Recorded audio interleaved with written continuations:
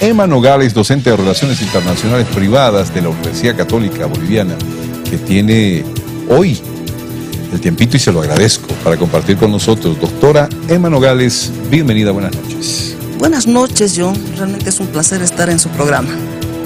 Doctora Nogales, ¿se enteró de la fuga de Martín Belaunde? Sí, por supuesto. A través de los medios de comunicación uno se entera de todo. A ver, yo le voy a no proponer el pensamiento de todos nosotros cuando nos enteramos de las noticias, sino quizás ese corazón jurídico que usted tiene. ¿Cómo recibió esta noticia de esa forma? Bueno, yo pienso que realmente Martín Belaunde, cuando escapa, se convierte en prófugo de la justicia. Es como cuando a una persona lo citan prácticamente a una diligencia judicial y bueno, la persona no se presenta e inmediatamente emiten un mandamiento de aprehensión. Se está poniendo en una situación ya de extralegalidad. Está en este momento en condición de prófugo. Y bueno, eso ha motivado lógicamente a que Bolivia y el Perú tengan que, diremos, aunar criterios para movilizar a la Policía Internacional y ver el procedimiento de la captura. ¿Cómo Belaunde complicaría legalmente su situación, más allá de haber roto esa detención domiciliaria, digamos, con todo lo que hay de ese pedido de extradición por parte del Perú? ¿Cómo complica su figura legal, doctora? Bueno, desde el momento, vuelvo a repetir, desde el momento en que él se pone en esa situación de extralegalidad, ¿no? Es una situación bastante delicada en la que se encuentra, porque en cualquier momento lo pueden capturar y lógicamente van a tener que entregarlo a consideración de las autoridades peruanas, y si por X o Z lo entregan a la justicia boliviana será para que a su vez prosiga el tratamiento de la extradición. No nos olvidemos que a través de la extradición lo que se solicita, o por lo menos un estado requirente solicita, es la entrega de un delincuente o de un condenado para poder juzgarlo o condenarlo, ¿no? Y eso es lo que ha hecho el Perú. En realidad ha solicitado, ha pedido una extradición. El señor Belaunde lógicamente ha ingresado a Bolivia y ha tratado de estar en condición de refugiado. Lamentablemente la CONARE no le ha dado esa condición. Y desde el momento en que realmente él no tiene condición de refugiado, procedía realmente la solicitud de extradición. Ahora, lo que realmente a mí me admira, como a cualquier otro ciudadano, es la tardanza en que se ha incurrido en la entrega, porque inmediatamente salió la resolución del Tribunal Supremo, debían haber procedido ya a la entrega. Me quedo con esta frase, procedía inmediatamente la extradición. Sí.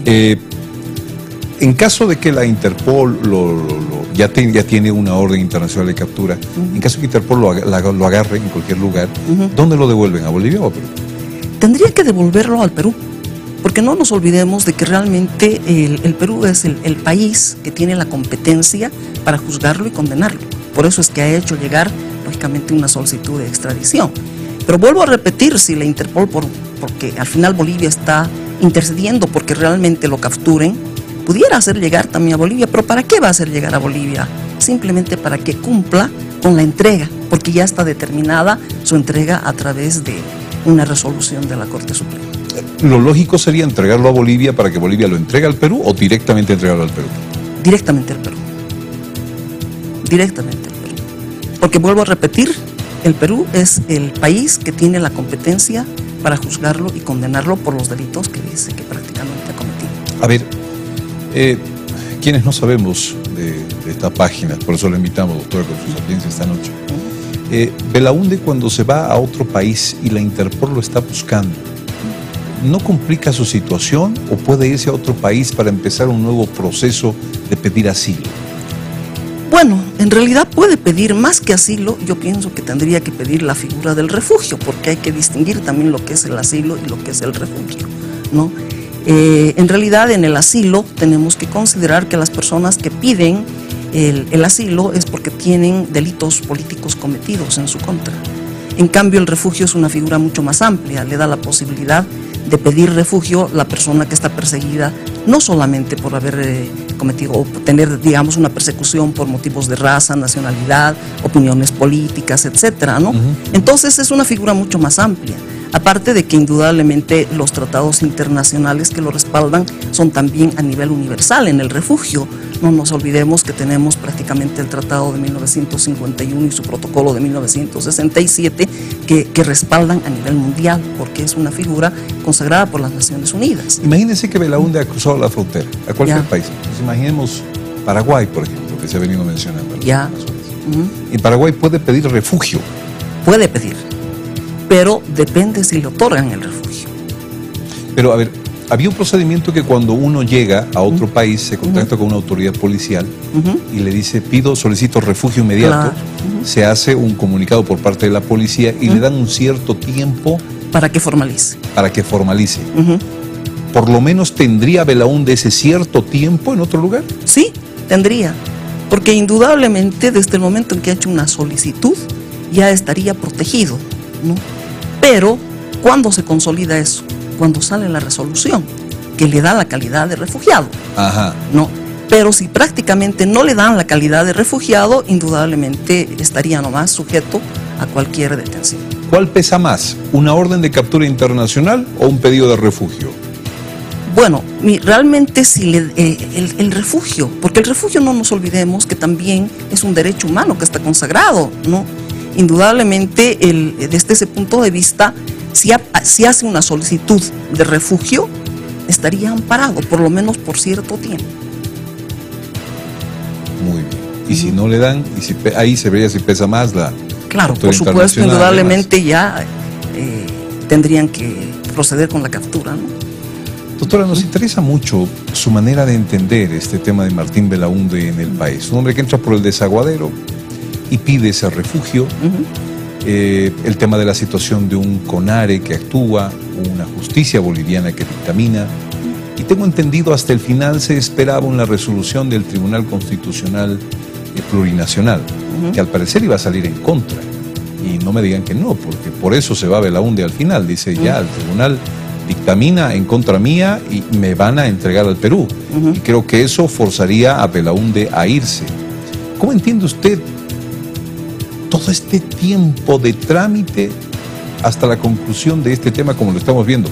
La conclusión, claro, hasta donde está este tema, la pregunta. Ya, no nos olvidemos que el refugio en Bolivia está regulado por la ley 251, ¿no? Independientemente, lógicamente, de los tratados internacionales que existen. Esa ley 251 señala que la persona que entra a territorio boliviano y pide o hace una solicitud de refugio, ya está inmediatamente protegido. Eso es lo que le sucedió al señor Belaúnde. Estuvo protegido en tanto la CONARE indudablemente decidiera si le daba o no le daba la condición de refugiado. Por eso es que realmente no se activó en forma inmediata la extradición, porque la extradición no puede prosperar en tanto prácticamente una persona esté bajo esa figura de protección del refugio. Pero cuando la CONARE ya se pronuncia en sentido negativo, le niega la condición de refugiado, entonces lógicamente se activa la solicitud de extradición.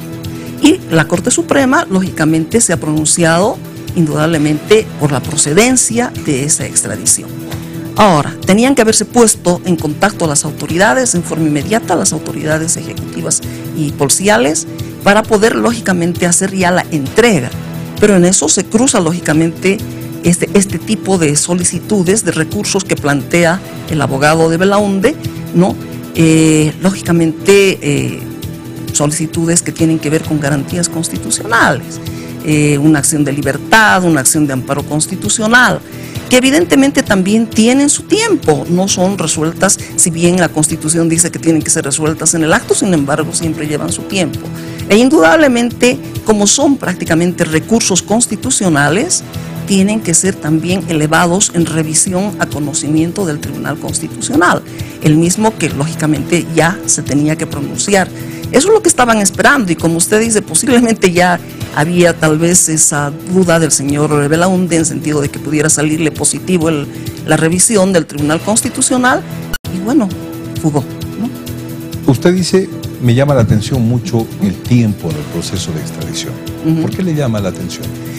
Porque, bueno, en realidad, porque todo este proceso previamente de refugio, pronunciamiento de la CONARE, etcétera, hizo que transcurriera el tiempo, ¿no? Y no se diera margen, lógicamente, a una solicitud en forma inmediata, ¿no? Porque al final, ¿qué es lo que pretende en el fondo la extradición? que realmente los delitos no queden en estado de impunidad, ¿no es cierto? Ahora, evidentemente, estas solicitudes, el pronunciamiento llegó prácticamente a motivar tiempo. Pero lo que más me ha llamado a mí la atención es que, habiendo salido la resolución del Tribunal Supremo, no se hubieran puesto de acuerdo. No nos olvidemos que el Perú estaba pidiendo en forma inmediata. Entonces era cuestión de que realmente se active esa entrega. Bueno. ¿Qué implicaciones ve usted en el campo legal una fuga como la de Martín Belaúnde? Implicaciones, bueno, vuelvo a repetir, ¿no? En realidad él se ha puesto en una situación de extralegalidad. ¿A nivel país, doctora? A nivel internacional. Entonces, indudablemente, él, lógicamente, está en condición de prófugo. Puede, como hemos dicho anteriormente, hacer tal vez su solicitud en cualquier otro país de refugio, ¿no? No es aconsejable un asilo porque evidentemente hay que ver también los tratados internacionales que regulan la figura del asilo y ver si han sido ratificados por los estados correspondientes. ¿Puede suceder algo a nivel país, a nivel estado boliviano, cuando la gente del Perú, por ejemplo, se queja de que no le pusieron la custodia necesaria, cómo es posible que no lo hayan cuidado, cómo es posible que se les haya fugado en Bolivia a las autoridades? ¿Pero esto tiene alguna implicación para el Estado boliviano? Sí. No nos olvidemos de que los estados, cuando firman un tratado internacional, se comprometen a cumplir las disposiciones del tratado. Los tratados internacionales tienen dos principios fundamentales, que son la buena fe y el pacta sunt servanda, que de los pactos tienen que cumplirse. Por tanto, las obligaciones que contraen los estados a través de un tratado internacional tienen que ser cumplidos. Y el hecho de que, por ejemplo, se pueda prácticamente alegar de repente falta diremos, de la diligencia necesaria, puede lógicamente motivar también una obligación, ¿no?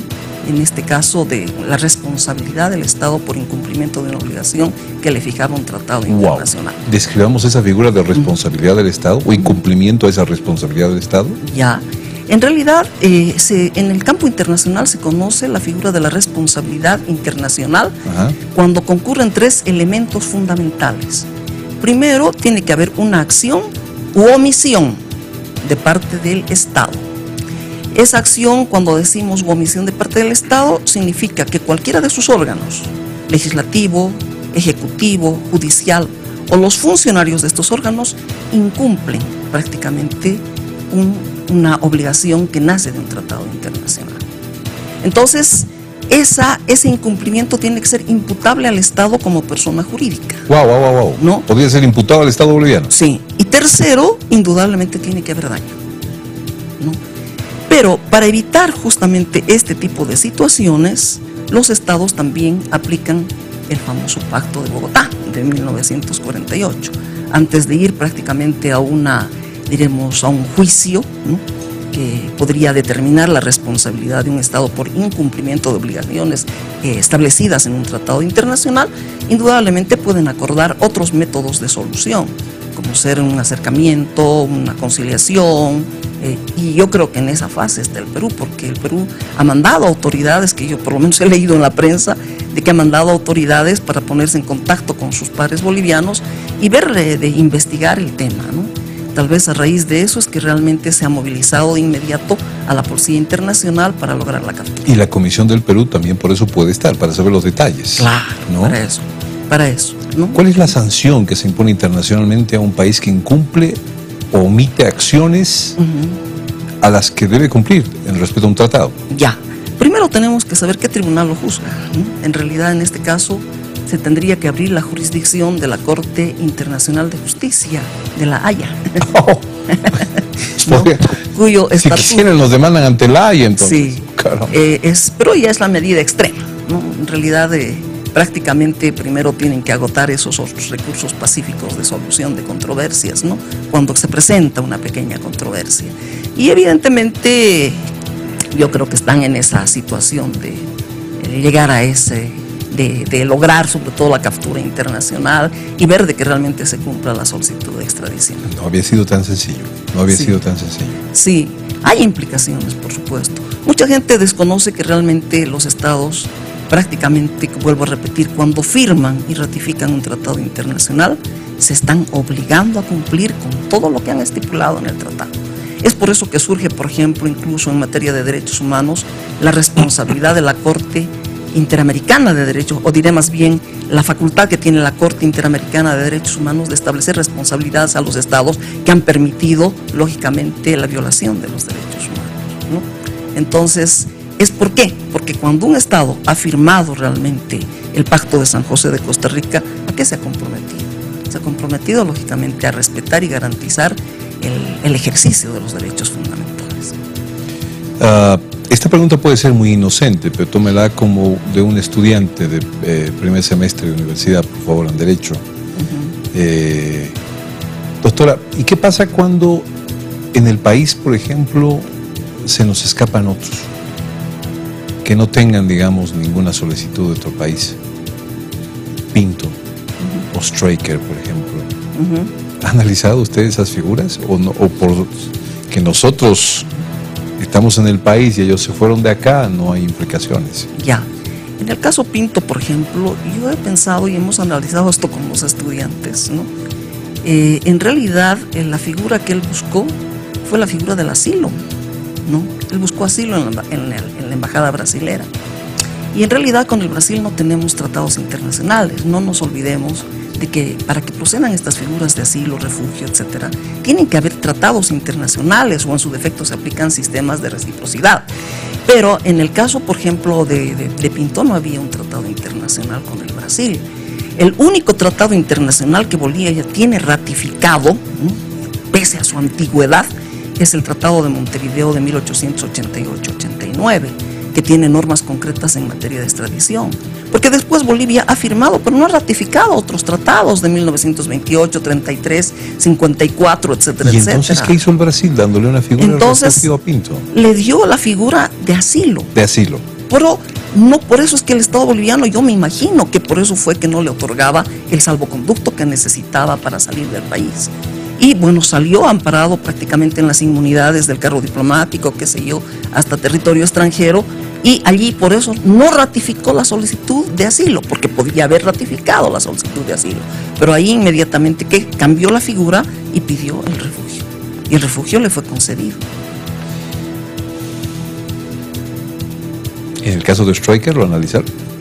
Bueno, el caso de él no lo ha analizado a profundidad, pero habría que verlo también, ¿no?, desde el punto de vista de los tratados internacionales. Perú solicita la extradición de Belaúnde por un proceso que se le está siguiendo en Perú, el caso Ancash. Por esta clase de figuras, ¿hay un tratado firmado entre los dos países para que pueda procederse a la extradición? Sí. No nos olvidemos, que vuelvo a repetir, también el famoso Tratado de Montevideo de 1888-89, que está ratificado en 1904 por Bolivia, es el que tiene normas muy puntuales y ha sido ratificado no solo por Bolivia, sino también por el Perú, ¿no? Aparte de ello, existen también otros tratados, ¿no?, a nivel bilateral, como ser, no, más que bilateral, yo hablaría del multilateral, el Código de Bustamante y Sirven, que es del año 1928, ratificado por Bolivia y también por el Perú. Bolivia lo ratificó el año 1932, ¿no? Tenemos también un tratado bolivariano que involucra prácticamente, este es de 1911, involucra a Perú, Bolivia, Ecuador, Colombia, Venezuela, ¿no? Y en todos estos indudablemente se hace mención a qué figura, a la extradición. Y todos están ratificados por Bolivia. Entonces hay tratados que ameritan. Por eso es que realmente el Perú, en base a esos tratados internacionales, ha hecho una solicitud, la extradición, porque considera, lógicamente, que el señor Belaúnde ha cometido delitos de tipo común, porque la extradición no procede para delitos de tipo político ni conexos con los delitos políticos. Doctora Emma Nogales, fantástico. Muchísimas gracias por su sapiencia.